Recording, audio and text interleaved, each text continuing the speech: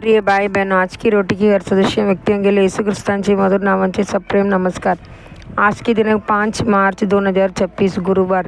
प्रेम जे झाकून टाकते आणि सर्वात महत्त्वाचे म्हणजे एकमेकावर उत्कट प्रेम करा, कारण प्रेम अनेक पापावर बांगरून घालते। पहिली पत्र अध्याय 4 8वा वचन। अलेक्झांडर महानाची राजवाड्यात एक नामांकित चित्रकार होता. त्याला सम्राटाबद्दल फार प्रेम होते. अनेक वर्षांची परिश्रमानंतर त्याने त्यांचे एक भव्य चित्र काढले, परंतु सम्राटाच्या चेहऱ्यावर जखमेचा एक व्रण होता, ज्यामुळे चित्राच्या सौंदर्यात थोडी उणीव जाणवत होती. म्हणून त्या चित्रकाराने पुन्हा रात्रदिवस मेहनत घेतली. यावेळी त्याने सम्राटाला गंभीर विचारात मग्न दाखवले आणि त्यांचा हात अलगद गालावर टेकवलेला दाखवला.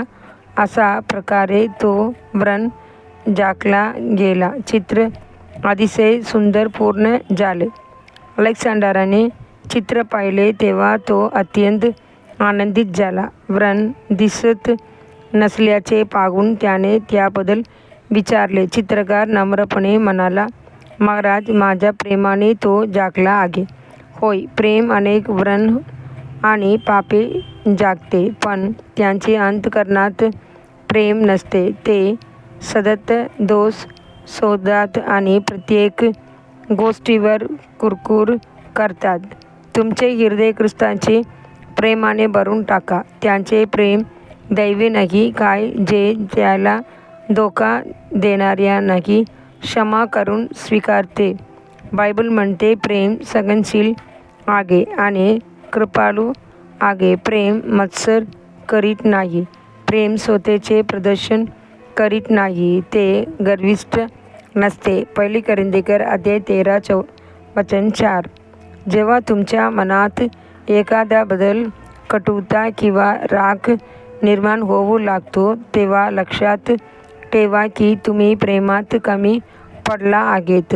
अशा वेळी एकांतात प्रभूची उपस्थितीत धावा आणि प्रार्थना करा, प्रभू, माझ्या हृदयात तुझे अधिक प्रेम होत ज्याने मला दुखावले आहे, त्यानेही प्रेम करता येईल असे हृदय मला दे.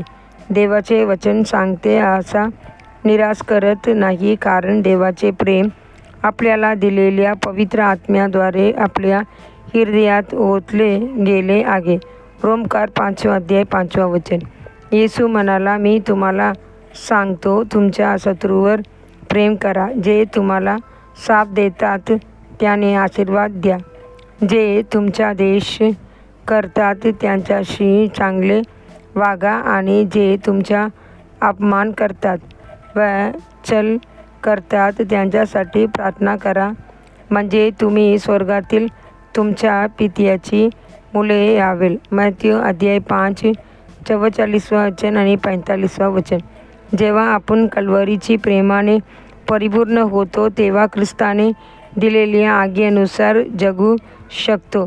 स्वतः येशूची जीवनात आपल्यासाठी सर्वोत्तम उदाहरण आहे. क्रूसवर खिळलेले असतानाही त्याने त्याला चालण्यासाठी प्रार्थना केली, पिता, याने क्षमा कर, कारण हे काय करीत आहेत ते त्याने वळत नाही. लोक 23 अध्याय 34 वचन।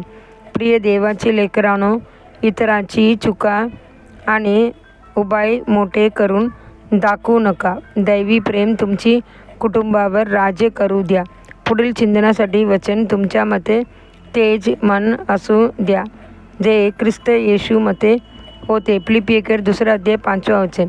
आजचे बायबल वाचन सकाळी हन्ना 34 अध्याय 35 अध्याय 36 अध्याय, संध्याकाळी मार्क 9 अध्याय 30 ते 50 वचन। धन्यवाद।